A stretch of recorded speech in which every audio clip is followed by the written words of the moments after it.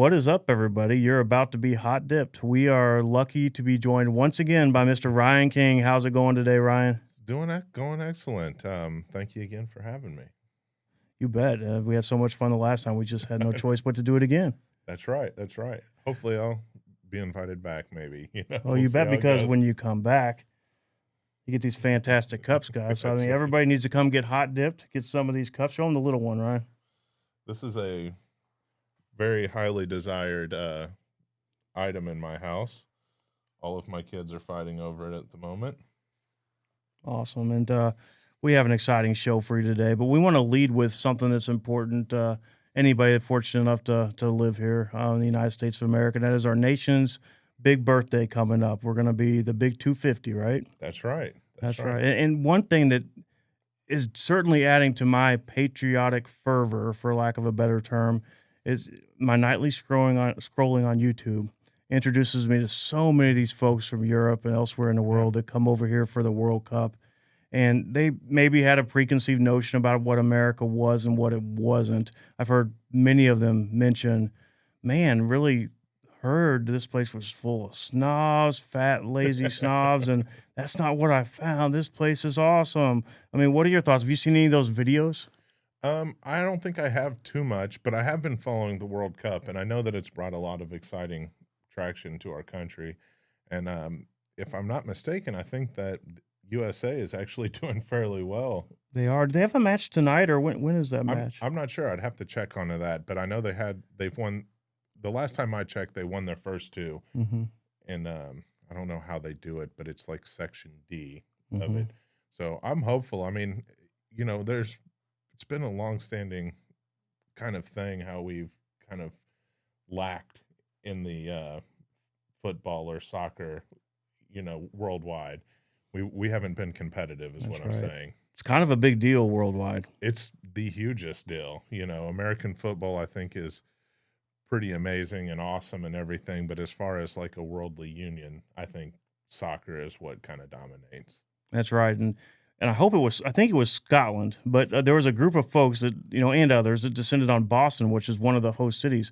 Word has it, and I talked to Monish about this yesterday on the phone, that town ran out of beer. The city of Yes. Boston ran out of beer, guys. No Sam Adams. That's right. That's right. Like they're literally waiting on the trucks at the bars and such. This would be the Boston beer party instead of the Boston Tea Party. Yeah, I guess, but wow, I mean that tells you a lot right there about the amount of celebration that goes along with it. There's so much pride that countries take, as they should, and with their home countries trying to win the tournament. I think it'd be nice to ask their opinion on how they favor American beer. That would be nice. I've heard all about Buc-ee's and Yes. our pizza. Most of them had never heard of ranch dressing. Yeah. Like a lot of them are falling in love with ranch dressing.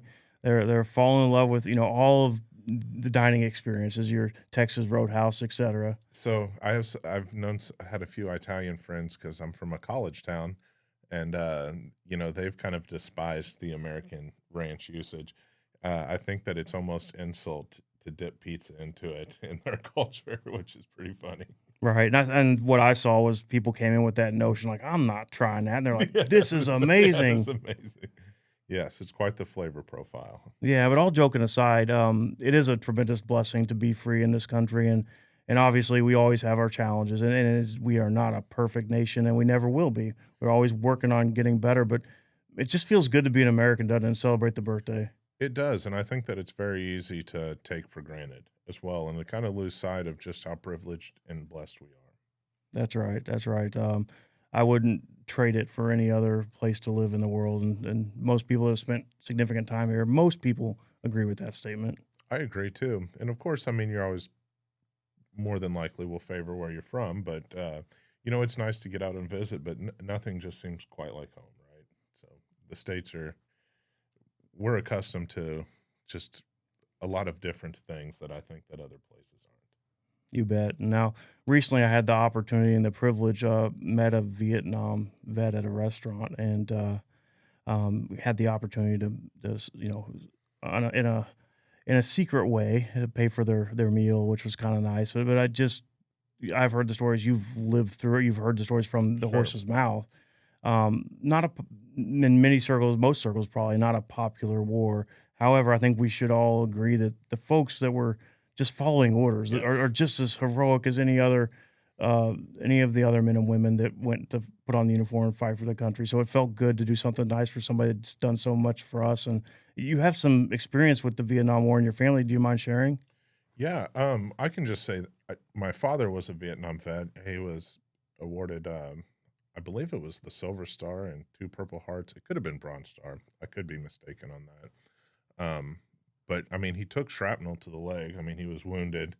I know that he did reconnaissance. As far as just like some good wholesome stories, unfortunately, I think this is kind of the issue with Vietnam vets is they just really weren't talkative about it. But I mean, I know whatever happened, I know that it affected him dearly because uh, just there were long nights. We'll just say that there were long nights, and I'm so appreciative of what those guys did, but I do have the understanding that was just it was a different war. It was one of the first ones I think nowadays we encounter that you know in Afghanistan and among other places where it's not you're not fighting a uniformed soldier, right? Like you're fighting the people themselves. And unfortunately, I think in Vietnam, sometimes that was equivalent to, maybe women and children, which became, why it became unfavored. But, you know, our soldiers had a right to get back here. And, you know, God bless them for what they did. And it's just unfortunate, probably what they had to endure. I couldn't imagine that, but I think you're right. I've talked to some of my friends that are veterans of the more recent wars, and not knowing if the Yeah, person you see on the street or in the theater, wherever you are, that if they are your friend or foe, friend or foe. Yeah, you're right. thinking this person is my friend, and then they attack you. I mean, that's got to be challenging. Yes, yes, absolutely. And, a lot of them, especially, I can speak in reference kind of more of the recent events. But a lot of them they do kind of like oh, I don't know what you would call it, like kind of community building or kind of just I wouldn't call it propaganda, but just kind of trying to show Americans and our country in a better way, which kind of involves handing out candy or the MRE meals, right? And then oftentimes those people that it was conflicting because they would say whatever to get fed or to get their meal or to get whatever um, incentive we had, and then they might be selling your butt out, down the 10 miles down the road to the Taliban or whomever. So I had a lot of friends that had experiences like that spoke on that, and that's kind of leads to I think to these kind of tricky, um, misunderstood wars or conflicts. That's right. And just the act itself of fighting a battle has changed dramatically. If you think back through history, we're coming, we're going to fight this battle on the battlefield. We got the trumpets and the drummers, here we That's come, we're wearing the red right. coats, and we are on our way. Those people were amazing and they're brave. I'm not saying they weren't, but how it's changed. Even go back to the Revolutionary War when you've got guerrilla wars, they're True. sitting there hiding out waiting for you to beat that drum and blow that trumpet. And then yeah, it's changed. It's not that way anymore. And now you worry about the element of with technology. I mean, you could do so much destruction, and you don't even really have to look your foe in the eye Hmm. anymore. I mean, with the No. drones and all that stuff, it becomes more video game like. And I hope that when our policymakers are deciding whether or not war is the best approach, that they still consider the human element. What are your thoughts? Yeah, I'm not too sure. It's just it's definitely evolved crazy, like back like you were referencing back in the day, it was very close combat. And I know I had several friends that were Afghanistan and Iraq war veterans, and especially in like Afghanistan, they were talking about, there were days where like you would get shot at, you would never see the enemy. They might be a mile or so off, I don't know, and firing a Russian, because Russia was there prior, so they left all their munitions and everything, which is what armed them against us, kind of, just unfortunately how that turned out.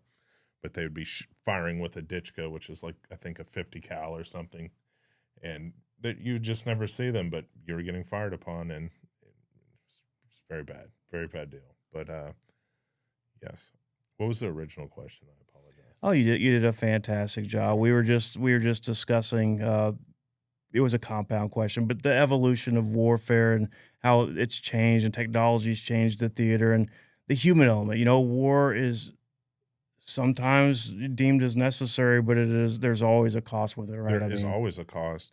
And, you were talking about just the evolution of warfare. I think one of the things, I'm a History Channel buff. I don't know why, but it's just interesting to me.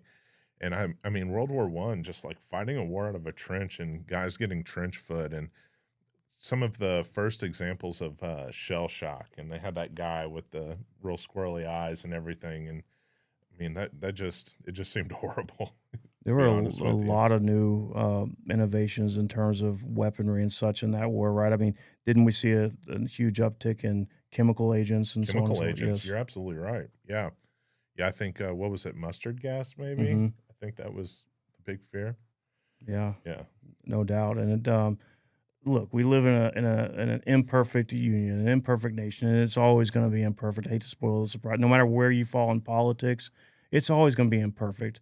I'm still extremely proud of what we've overcome, Me too. and that it may take some time, but typically as a society, we acknowledge our mistakes, the things that make us imperfect, and I feel like we usually make good progress over time. It's maybe not as fast as other people want in solving these issues, but just damn proud to be an American on his 250th birthday. Thoughts? I couldn't agree more.